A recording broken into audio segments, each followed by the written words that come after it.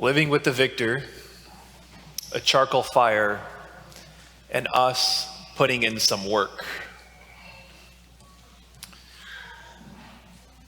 The difference between victory and defeat, to say that it's a big difference is an understatement. I remember a few years ago now watching some college basketball. It was the March Madness tournament. It was the first round of the tournament. Michigan was playing Houston. Michigan was down by 2 points, and I think it was 3.6 seconds left in the game. Michigan had the ball. They inbounded the ball, a few dribbles, getting past half court. As soon as they got past half court, the Michigan player threw up a heave. The ball went in. Michigan won. The Michigan players and their fans went berserk, running around on the other side of the court, piling on top of each other. Houston, on the other hand, their players, especially one player caught my eye, who's right underneath the hoop of which that ball just went into, is lying on the floor face down. The difference between victory and defeat can be the difference of running around with joy versus lying down face down on the floor. Easter celebrates victory, Jesus' victory, and Jesus' victory becomes our victory. Paul, in one of his letters, he's writing his first letter to the Corinthians, he's talking about the sting of death and what that's like, what it does, the sting of sin. And then he goes on to say, he says, but thanks be to God who gives us the victory through our Lord Jesus Christ. His victory becomes our victory. So therefore, the whole Christian life becomes us participating in his victory. That event happened means that it is happening in my life today. If the resurrection happened, that means it's happening in my life today. That means it has an impact on everything in my life. It has an impact on how I live, how I talk, what I believe, how I behave. It impacts my relationships. It impacts how I view myself. It impacts how I view the world. It's the lens in which I see and breathe and act. But unfortunately, a lot of times the problem is we, and when I say we, I mean I, oftentimes don't live in the spot of victory. Oftentimes I can live in a defeated mindset. I'm not really living in the spot that the resurrection and that the victory, because it happened, that it is happening in my life. And so that's why over the next number of weeks, we're beginning a new preaching series here entitled Living with the Victor. What does it mean for our life to live victoriously? What ought it mean? Because the resurrection happened, what does it mean for my life? Our text today, we hear this beautiful gospel that has so many things going on, but one thing we hear is that Jesus is the victor. This is the resurrected Christ, and the victorious Jesus confronts Peter, but Peter's not living with the victor. Peter's living right now in a defeated spot.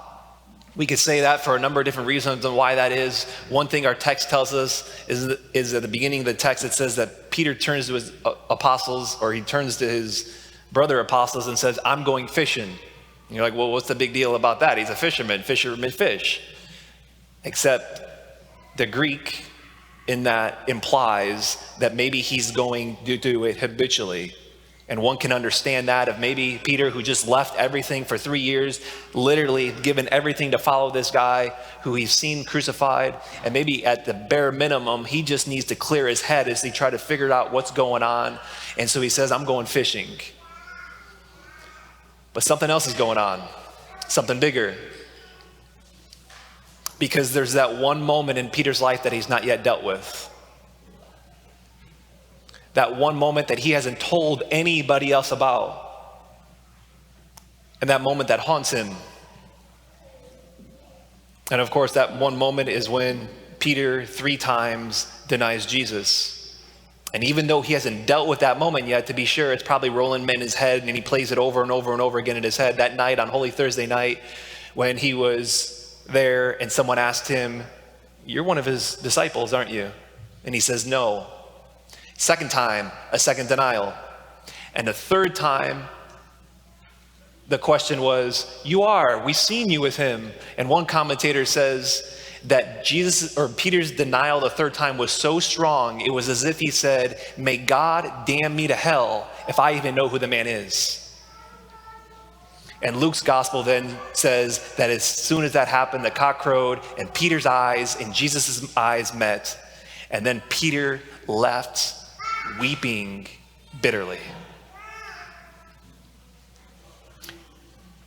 And up to this point now, Jesus has appeared to his apostles 2 other times. This is the 3rd time. Last week, we heard in the upper room, conversations are happening. One conversation last week was with Thomas and putting the hands. You got to imagine tons of conversations happening, but there's one conversation that has not yet happened these first 2 times Jesus appeared to his apostles. And that one conversation is the conversation between Jesus and Peter, because Peter's avoiding that conversation at all costs. He doesn't want that conversation to happen.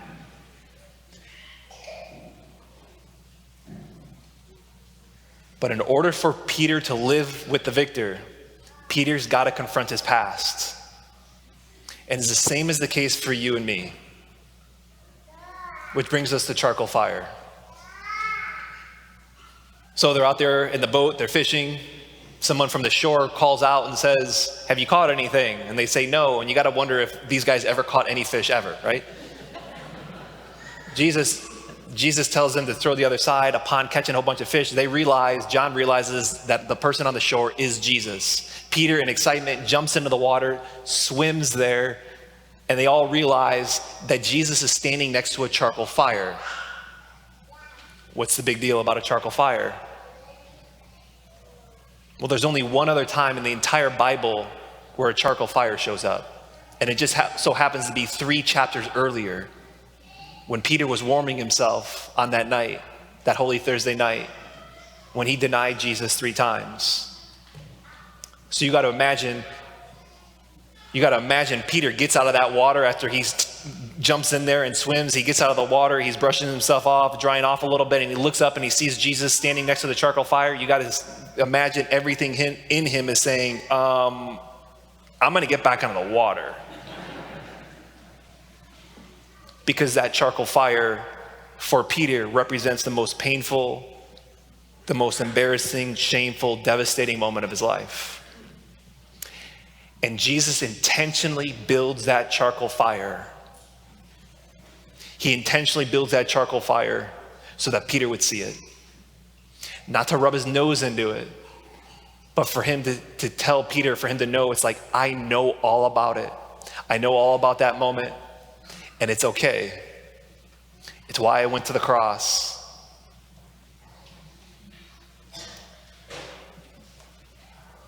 One way we can live defeated lives is by we can live defeated lives rather than living with the victor, is having our past have too tight of a hold on us.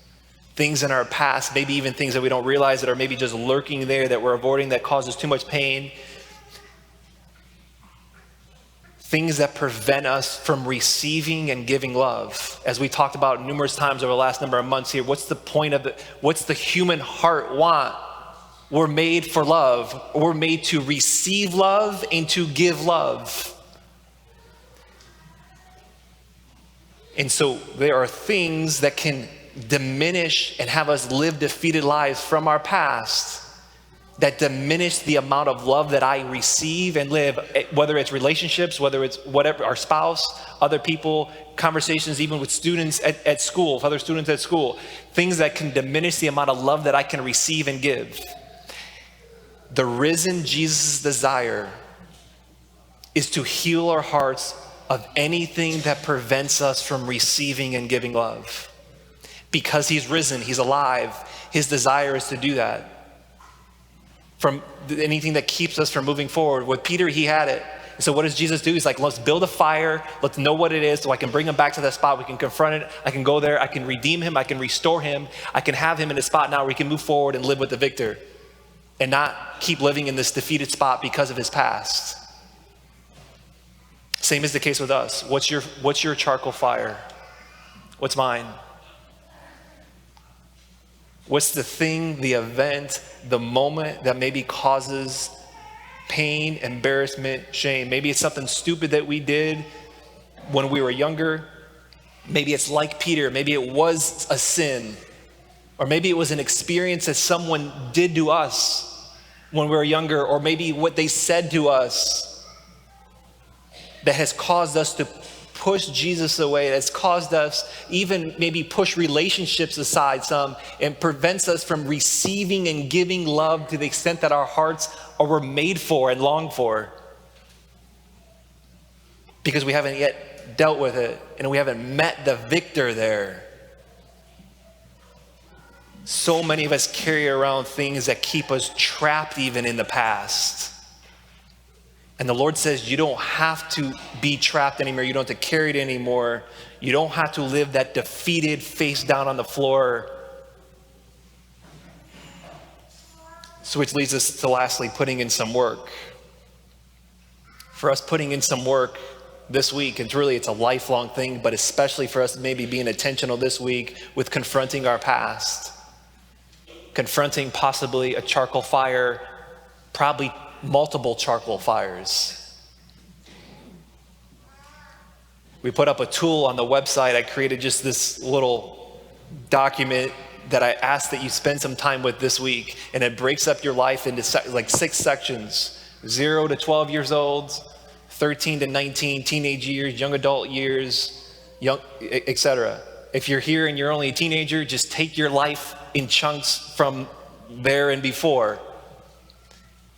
But it's going through and it's looking at each stage and looking at what are the emotionally significant moments in each area here. What's in the emotional significant areas from when I was 0 to 12? The emotionally significant areas in my teenage years, my young adult years, in my 30s, in my 50s. What were the major experiences of sorrow? What were the major experiences of fear and anxiety in my teenage years? Major experiences of fear and anxiety in my young adult years. Good things too. What are the major experiences of love? And to go through each stage of our life, to journal on those things. And sometimes even when we're sitting here right now, we may just say, nothing's coming to mind. I don't think I have any charcoal fires, or there's really nothing there that comes to me. There's good chance there may be things that are even lurking there. It's like, no, it's not, that's just like an insignificant thing. It's no big deal. I remember working with a young man in his 30s, and he'd come to realize, and we were in a spot of him remembering when he was 6 or 7 years old, and his parents got in a heated argument. And at one point, at the end of the argument, in a rage, his dad had left. He left the door, went outside in the car, and this now 30-year-old man remembers very vividly being a 6 or 7-year-old boy standing at the front door of the house, the screen door, as his dad got in the car and left. And as he's leaving, he remembers as a 6 or 7-year-old boy just weeping uncontrollably, crying. Realizing that had a hold on him, that it made him have this very in-depth feeling of a sense of abandonment. I remember an insignificant thing in high school for me, thinking of, here's a small farm boy who grew up in my graduating class in junior high was like 60 people. And then I go to this humongous high school. And I remember the first week of high school, every day in high school, I had nobody to sit with at lunch. Every day, Tuesday, Wednesday, Thursday of freshman year in high school, nobody to sit with. Realizing how it just implanted in my heart this strongest sense that I just don't belong. That I don't belong. And how that's impacted, it did impact my relationships. It impacted the amount of love that I could receive and also love that I could give. See, the point of doing these exercises is to facilitate a spiritual conversation, a heart-to-heart conversation with the risen, victorious Jesus. Because he's risen, because he's victorious, it's safe to go there with him It's to have this conversation so that 30-year-old man, as I mentioned, he can go back there with Christ and realize that he's sitting, as he's there at the screen door, that porch, and watches his dad get in the car and he's weeping uncontrollably. He can know that and be there with the Father and express his thoughts, feelings, and desires there at that moment. And then now as a 30-year-old man, and the Lord can meet him there and say, you're not abandoned. I don't abandon you. I'm a Father who will never abandon you, and you're in my hand. And he can be restored.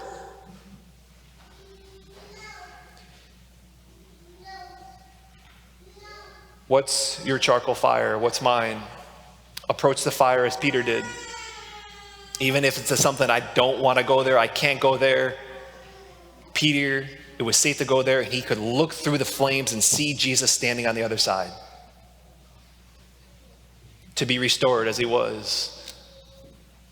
The victorious Jesus has risen from the dead, and his resurrection, because that event happened, it's happening now in my life, and it ought to impact how I confront the past to be freed, to be restored, and to live with the victor.